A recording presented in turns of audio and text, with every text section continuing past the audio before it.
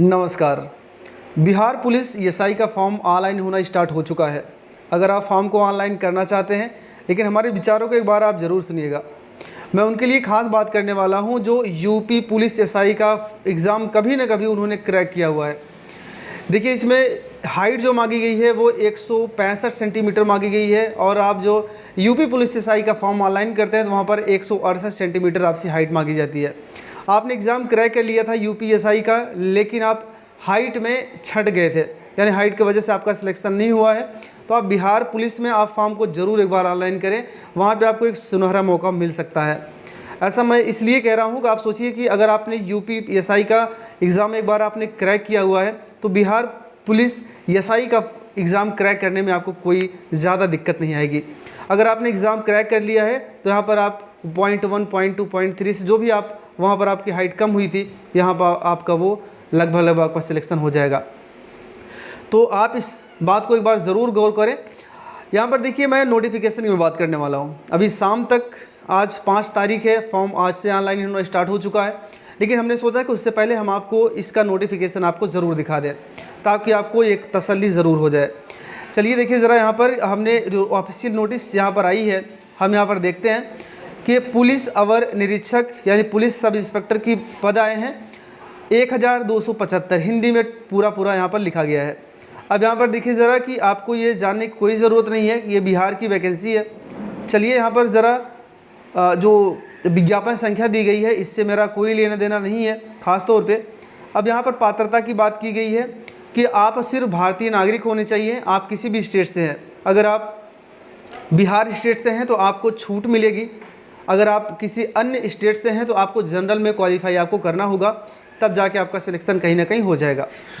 अब यहाँ पर देखिए ज़रा, अभ्यर्थी की शैक्षणिक योग्यता मांगी गई है।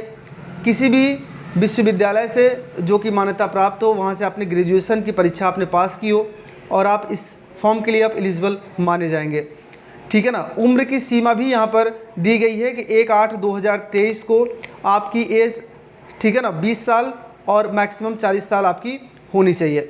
चलिए ठीक है, यहाँ पर अनारक्षित यानी पुरुष और महिला के लिए भी दिया गया है। तो ये सारी चीज़ें बहुत नॉर्मल चीज़ें हैं, आप इनको एक बार ज़रूर देख लें जिनका कोई डाउट हो। अगर यहाँ पर आपको कुछ चीज़ें नहीं मिल रही हैं, तब भी आपके मन में डाउट है, तो मुझे आप कमेंट बॉक्स के ज़रिए बता सकते हैं। मैं आपको कमेंट के ज़रिए ही आपका मैं सोल्यूशन ज़रूर दे दूँगा। चलिए ठीक है, यहाँ पर हम ज़रा देखते हैं, कनेक्शन एरर आ रहा है। तो अब यहाँ पर अभ्यर्थी की शारीरिक मापदंड की बात की गई है। यहाँ पर कहा गया है कि अगर आपकी ऊंचाई, सीना और यहाँ पर चेस्ट के लिए कहा जाए कोई अंक दे नहीं होगा। अब ऊंचाई की बात करें अगर, तो जो पुरुष हैं अनारक्षित सामान्य वर्ग या पिछड़े वर्ग के लिए हैं, उनके लिए सिर्फ 165 सेंटीमीटर की हाइट मांगी गई है। किसी के जख्म पर चाहत से पट्टी कौन बांधेगा? वाह, सुनना बेटा, किसी के जख्म पर चाहत से पट्टी कौन बांधेगा? अगर पहले उसके बाद अगर आप देखें यहाँ पर कि अत्यंत पिछड़े वर्ग के पुरुषों के लिए न्यूनतम इतना मांगा गया है। 1 मिनट, मैं थोड़ा सा यहाँ पर स्क्रैच आया हुआ है, 160 सेंटीमीटर सिर्फ मांगा गया है। तो इस प्रकार से आप देखें ज़रा, हाइट में काफ़ी ज़्यादा छूट आपको दी जा रही है। चलिए हम आगे की तरफ बढ़ते हैं। ध्यान रखें आपका कि जो सीना है, आपकी चेस्ट है, उसकी जो फुलाव है वो 5 सेंटीमीटर अनिवार्य रूप से आपका होना चाहिए, ठीक है ना। इस बात का आप विशेष ध्यान रखेंगे। देखें ज़रा, यहाँ पर कहा गया ना कि अगर बिना फुलाए 81 सेंटीमीटर और आप फुला लेते हैं तो 86, यानी 5 सेंटीमीटर का फ़र्क आपका आना चाहिए, ठीक है ना। चलिए, तो अगर आप शारीरिक रूप से स्वस्थ हैं तो आप यहाँ पर सिलेक्शन आपका हो जाएगा। नियुक्ति की जो प्रक्रिया है वो कह रहा है कि प्रारंभिक परीक्षा आपकी होगी, ठीक है ना।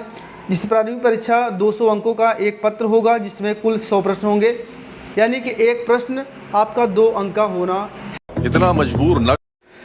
और अगर हम दूसरे चरण की बात करें, दूसरे चरण में आपका यहाँ पर 200 अंकों का एक सामान्य हिंदी का सेट आपको दिया जाएगा, ठीक है ना। और उसमें ध्यान रखें कि 30% अंक आपको पाना अनिवार्य होगा, तभी आप सफल माने जाएंगे, अन्यथा आप असफल घोषित कर दिए जाएंगे। चलिए हम थोड़ा आगे की तरफ बढ़ते हैं। फिर आप द्वितीय चरण में अगर आप जाएंगे तो यहाँ पर देखिए सामान्य अध्ययन की बात किया गया, सामान्य विज्ञान है, सामाजिक शास्त्र, भारतीय इतिहास, भारतीय भूगोल, गणित एवं मानसिक योग्यता से संबंधित प्रश्न आपसे पूछे जाएंगे। द्वितीय प्रश्न पत्र का जो पूर्णांक वो 200 का होगा, जिसमें कुल प्रश्न की संख्या 100 होगी तथा परीक्षा की अवधि 2 घंटे की यहाँ पर रखी जाएगी। अब जो चरण आपका दूसरा आता है, अगर उसमें गलत उत्तर के 0 अंक काटा जाएगा, यानी कि 0.2 आपका जो एक अंक है उसमें से 0.2 अंक आपका काट लिया जाएगा अगर आप गलत उत्तर देते हैं। तो यहाँ पर देखें निगेटिव मार्किंग यहाँ पर रख दी गई है। उसके बाद तीसरे चरण में आपकी शारीरिक योग्यता पूछा जाएगा आपकी, यानी कि आपकी जो हाइट है और दौड़ है, ये सभी प्रकार की ऊंची कूद है, लंबी कूद है, ये सभी चीज़ें आप एक बार इस नोटिफिकेशन को आप ज़रूर देख लें। नोटिफिकेशन की लिंक हम डिस्क्रिप्शन में दे देंगे, वहाँ पर आप जाकर PDF को डाउनलोड करके आप उसको ज़रूर एक बार रीड कर लें।